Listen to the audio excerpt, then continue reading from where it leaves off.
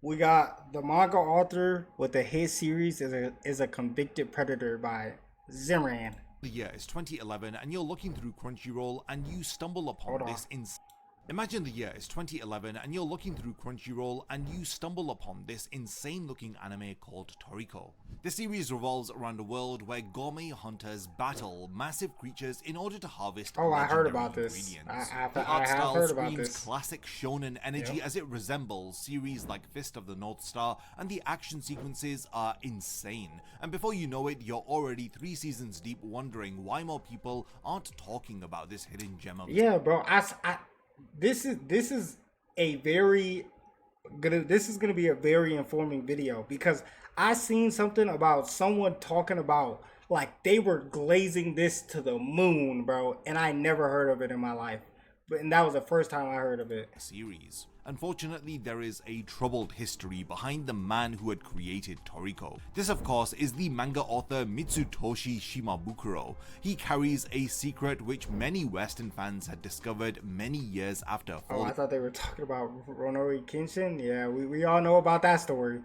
in love with Toriko. In 2002, at the height of his early career, Shimabukuro was arrested and convicted of serious crimes which had involved minors. But somehow, this individual managed not Yikers. only to return to the manga industry, but he ended up creating one of Weekly Shonen Jump's most successful manga series of the 2010s. Toriko was even touted as the next big series, as it was often lined up with Dragon Ball and One Piece, and it even had its own special crossover episode in the early 2010s with One Piece and Dragon Ball. This story is pretty insane, as it's not just another controversial creator, Yeah. it's about an industry which had allowed him to quietly come back, as well as international distributors who failed to mention the author's dark history. So yet again, this is another story of forgiveness versus accountability when it comes to an artist who has committed a serious crime. Mitsutoshi was born in Naha, Okinawa on the 19th of May 1975, and he grew up in a cultural melting pot. Okinawa's heavy American military presence exposed him to Western culture in ways that mainland Japanese kids rarely had experienced. You would see how this cultural fusion would later influence his storytelling, especially with Toriko's world building, as it incorporates distinctly American concepts of adventure and exploration alongside values that are typically seen within traditional Japanese manga. Shimabukuro's obsession with American culture ran deep, as he even dreamed of visiting Arizona's Grand Canyon, as he compared it to a location that has been ripped straight out of Dragon Ball. Mitsutoshi first professionally debuted in 1996 at the age of 21. He had Damn. launched straight into Weekly That nigga's old as fuck. Shonen Jump with raw talent that had caught industry attention immediately. It wasn't until 1997's Sekimatsu leader Den Takeshi that They let transformed anyone back unless you evade your taxes, man. I mean, Tokyo. I mean, Japan is a very forgiving, like, country in general. Like, you know, that's just Japan. That's dead ass just Japan. him from a promising newcomer to a rising manga star. Leader Den Takeshi followed an elementary school student determined to become a leader like his deceased father. This was a pretty innocent premise, but Shimabukuro's execution demonstrated sophisticated understanding of both comedic timing and emotional storytelling. This manga earned him quite a lot of attention, as he received the Akatsuka Award for Best New Manga Writer for his first year of serialization. Then came the big award, as he was presented with the 2001 Shogakukan Manga Award for Children's Manga. So basically, right now, this dude is on top of the world. Like, and he's about to do some crazy shit. Shimabukuro received institutional my leg a little validation bit, from yeah. Japan's oldest and most prestigious manga awards system. At the young age of 26, he had achieved what most creators would spend decades pursuing. Yeah, that's what I'm Leader Den saying. He's on top of the world right now, bro. If you make that money, Takeshi was getting some serious momentum by 2002, as the series already had an OVA special that was screened at Jump Festa. This put him in the same promotional tier as established legends. Industry insiders were also speaking about how he could potentially join the upper tier of the greatest creators within Shonen Jump. Everything was pointing towards Shimabukuro having the best decade of his life, which would establish him as a generational talent in manga. But unfortunately, on the 7th of August 2002, in Kanagawa Prefecture, the police executed an arrest warrant that would shatter Shimabukuro's ascending career. The charge had centered around events that had taken place on the 12th. A 16-year-old girl? Look. Come on, man. Like you on top of the world. Like you on top of the world as a mangaka. I mean, I don't know like how popular mangaka or whatever the correct term for them is. Like how popular that would have been back when this was. When was it? I forgot the year. But I don't know like how popular that makes you as a person in Japan. But like, come on, bro, you got some options, nigga. You got some options, nigga. Like, come on, bro, you got some options. A 16-year-old, that ass. 12th of November 2001, when the then 26-year-old had engaged with a 16-year-old high school student through an online meeting platform. Come on, bro, 26. Bro, you got 8 years of women. If you like, let's just say you prefer younger women, like, or women around your age, but you got at least 8 years of women, bro. That could have been legal. It don't got like, it's not gonna be just whatever the word I'm looking for. It's not gonna look right. But like, you got 8 years of women, bro. Like 16-year-old come that ass, bro. Like, what's going on, bro? What is up with niggas that get to the money, bro? I don't understand how niggas get to the money and then do weird shit, bro. It never makes sense to me. Going for a 16-year-old when Japan got a multitude of better options is crazy, bro. That ass crazy. So he had arranged to meet the girl at a hotel in Yokohama, and Shimabukuro allegedly paid her 80,000 yen. How much? How much is that? I need to know. How much is that? How much is that? Because if that is an amount of money that you could have just spent, you could have just went to the parlor, whatever them hoes are called in Japan. You could have just went to the and got you some good. Japan is known for that type of nightlife, bro. How much money is that? Because if you could have went down the street and got you some good for that type of money, bro, like, what are we doing? Let's be for real. Which was approximately at the time $660. $660? Nigga. You might have got a couple sessions for $660. $660?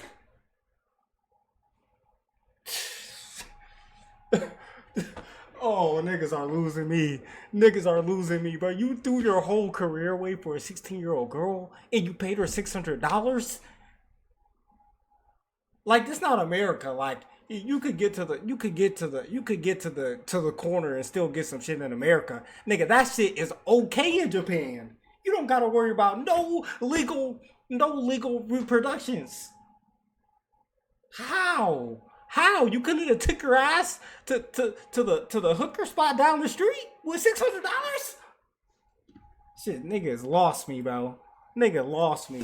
For what the court documents had described as lewd acts. So we need to have some context here for legal framework. Japan's age of consent sits at 16, but the country maintains separate child prostitution laws that classify anyone under 18 as a minor for commercial sexual purposes. Japan.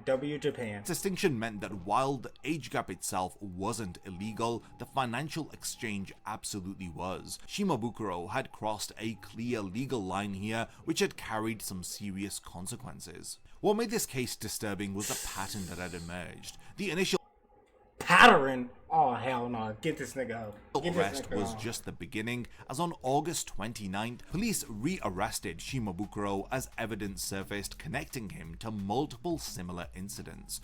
Court proceedings would ultimately reveal 5 separate victims, teenage girls who had encountered him through the very... 5?! I'm never watching that anime in my life. Very same anonymous online platforms which were becoming notorious for facilitating exactly these kinds of exploitative arrangements. The anonymity of these websites had made them perfect hunting grounds for predators. Shimabukuro had operated under false pretenses as he appeared online as a regular businessman rather than as a public-facing figure, adding deception to his exploitation. The investigation was pretty quick because the evidence was overwhelming. There were digital communications, financial records. Bro, this is crazy because if this is some shit that happened in America, nigga, rest in peace. Rest in peace, this shit happened in America. You're not seeing no dinero for the rest of your life. You're locked up for and when you get out, you're cooked. You're not able to get nothing, nigga. You better go live with your parents. The fuck? 5? Come on, Japan, we gotta do better than that, but that's crazy. Hotel registrations, everything had painted a clear picture of calculated, repeated criminal behavior. By the time This how you know like Japanese people are too forgiving, cause like even if America would have like let a nigga go like this, niggas in America wouldn't even touch his shit, bro. And bro, niggas look at you crazy. You put some R. Kelly on. You in the car with some niggas. You put some R. Kelly on, nigga. Everybody in the car gonna look at you like you crazy, bro. Dead ass. Americans different, bro. How we accepting this shit in Japan? Y'all said, oh yeah, this nigga got arrested a couple times for some child shit. Oh yeah, I'm buying that manga.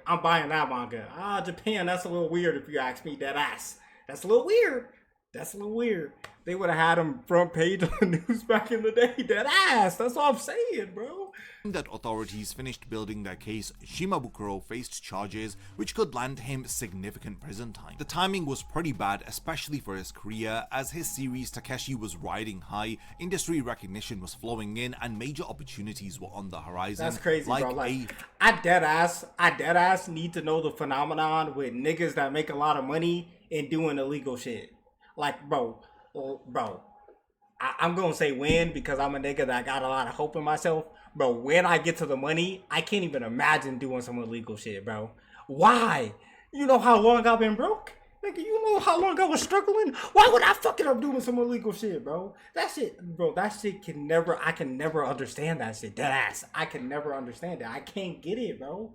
Why would you want to fuck up your career doing some illegal shit, bro? It's just not worth it. Dead ass, bro.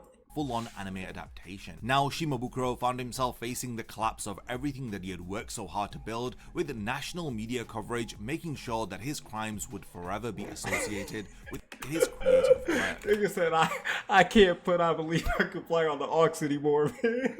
Dead ass, bro. Niggas gonna look at you crazy you put that shit on the radio, bro.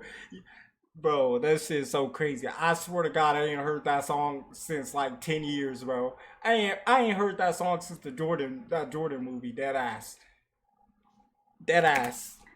Weekly Shonen Jump's response was pretty swift and decisive, as Sekimatsu leader Den Takeshi had vanished from the pages of the magazine immediately following Shimabukuro's arrest. This had left readers with an abrupt, unexplained ending. This was a financial loss and a reputation damager for Jump, as Jump's editorial department faced a crazy situation. How do you handle a rising star's spectacular fall from grace? Can I just say, like, completely off topic, dead ass, and you niggas know I'm a D1 Glazer. Y'all know this. I fuck with the Berserk. I fuck with the deluxe Berserk editions in the background, nigga. You can have that shit bird 99%. I'm always gonna spot that. Cause you know why? I got them bitches back there too, nigga. You a dog just for that, dead ass. You a dog just for that, Zimran. You a dog just for that. Back to the video. Then there was some fascinating industry talks, and these were Remember me when you Twitch famous, big bro? Hey. You know, I'm always gonna remember my dogs. Intimidating, LJ, June, Rick. I'm always gonna remember my dogs, right? I'm always gonna remember y'all, for real. About the art versus the artist when it comes to accountability. Weekly Shonen Champion published a statement which would prove controversial, as they stated, even if the writer has problems, if the work itself is a good work, then there is no need for it to go out of print. This point of view argues that artistic merit should exist. That is a crazy state, bro. That is a crazy point of view. If you try to argue that in America, niggas will crucify your ass. If you try to argue that in America, niggas will crucify your ass. Boy, what? Independently of the conduct of the creator. This reflects broader Japanese cultural attitudes about redemption and social reintegration. Niggas rather are too than nice over punishment. there. The Niggas silence too nice. of Weekly Shonen Jump spoke volumes. Unlike Shonen Champion's explicit defense of problematic creators, Weekly Shonen Jump had decided to distance themselves from Shimabukuro. Smart There were no decision. statements defending Shimabukuro's work, no philosophical arguments about separating art from the artist. The message was pretty clear. Criminal conduct meant clear professional consequences, at least temporary ones when it comes to the case of Shimabukuro. A lot of Japanese audiences seemed more willing to view Shimabukuro's crimes as separate from his creation. Look, my Japanese niggas. I hope this happened a while ago, right? This was a while ago. I hope we changed up our viewpoints, because what the fuck are we talking about? And clearly not, because I just saw Renochi Kenshin on my TV the other day. Like it just got a new season the other day. So clearly not. Japan, we were too forgiving, bro. Problems like he was just a drug addict or something. Exactly, like it's not just like normal problems, bro. Five.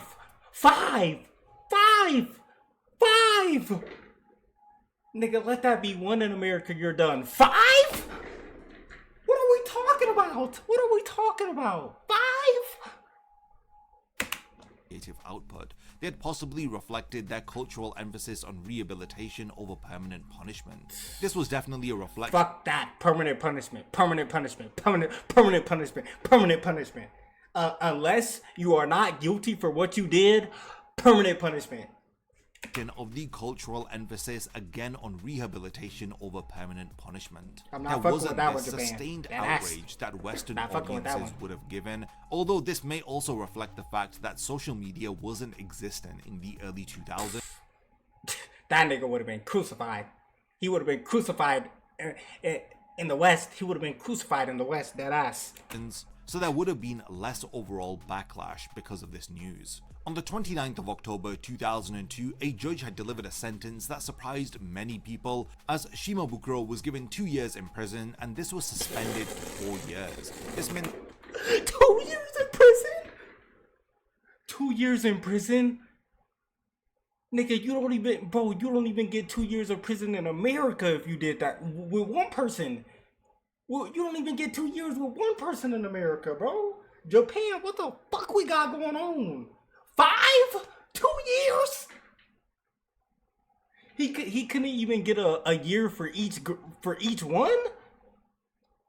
No, that is wicked work. that Shimabukuro would serve That no is actual wicked jail work. time unless he committed additional crimes during that 4-year probationary period. For charges involving Wait, he got no jail time? He got no jail time? Did I hear that correctly? 4 years. This meant that Shimabukuro would serve no actual jail time unless he committed additional crimes Nigga, during what? the 4-year. Nigga, what? Yo, let a case like this come out in America. Niggas will be on the streets rioting. People act like social media started all this, like the newspaper didn't exist. Bro, that ass. But I think like his point is, if you were on the front page, it was over. Yeah, but that's in America though. Like it was probably front page in Japan. But like he's saying, if we had like, if news traveled like it did nowadays with social media, his career would have been over. Toriko would have not have made no waves, because them Western niggas would have got on Japan ass for even letting him get back on Shonen Jump. That ass.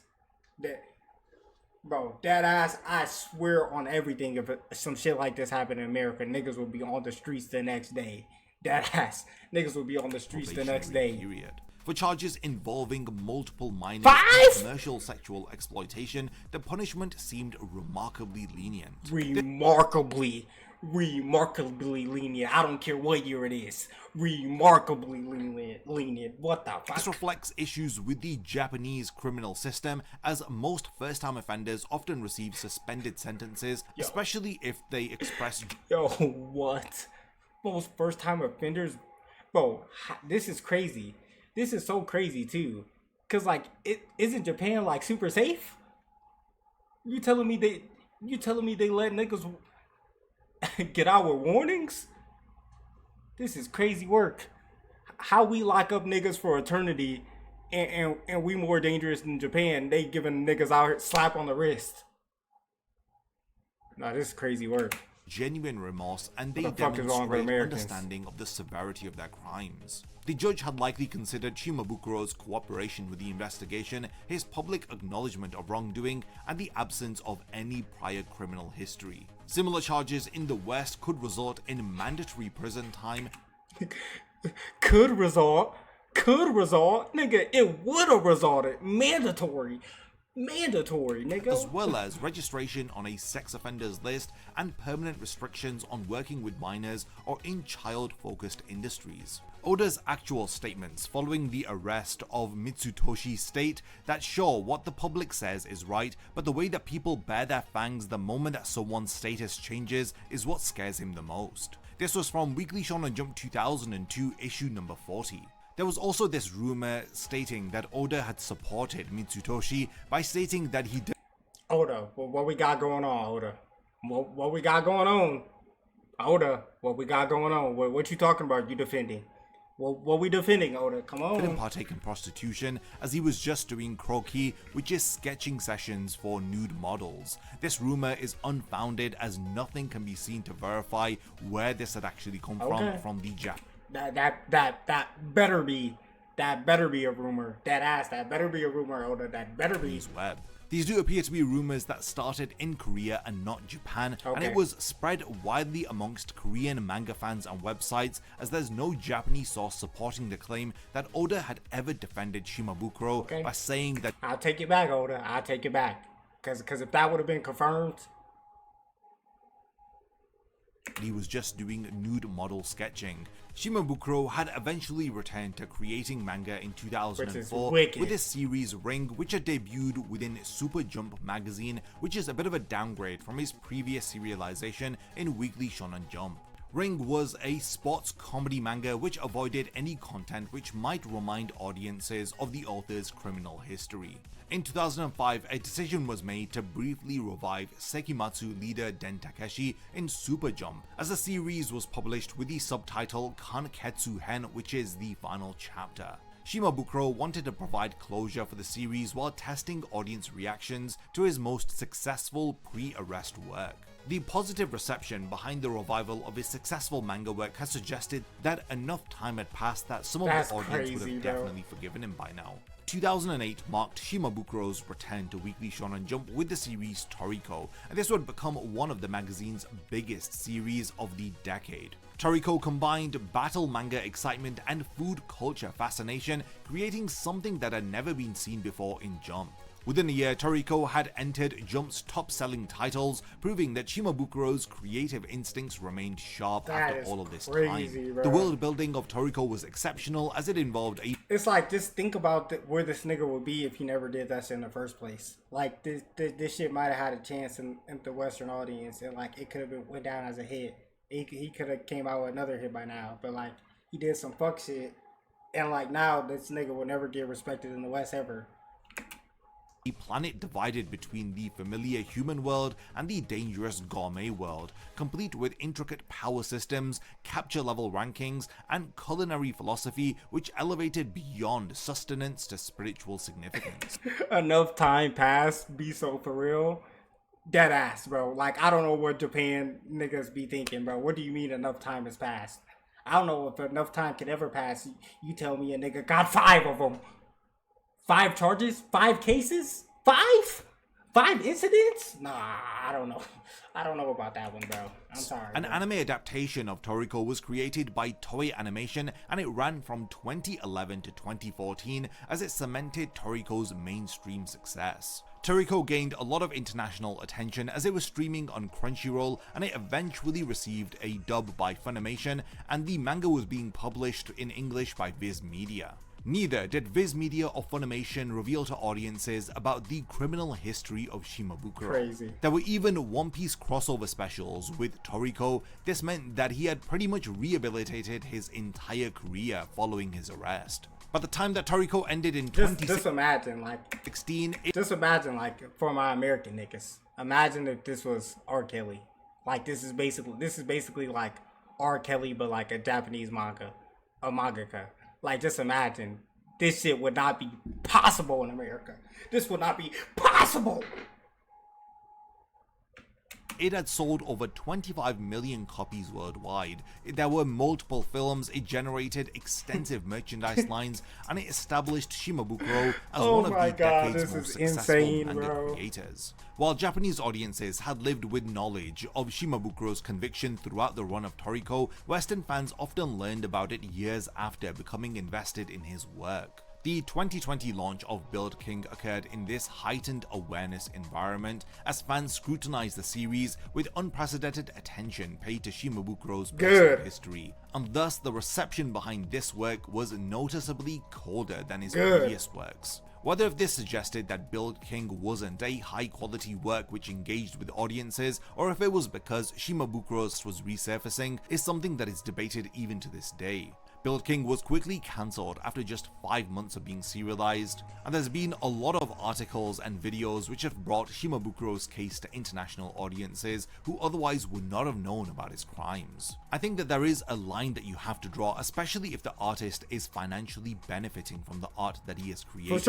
And if you're supporting his work, then you may be financially assisting him, which overall means that he committed a serious crime and was let off the hook pretty much. There are massive differences between Japanese society's emphasis on rehabilitation versus Western audiences who back cancel culture. I don't think that one approach is better than the other. I back cancel culture when you did some shit to be canceled.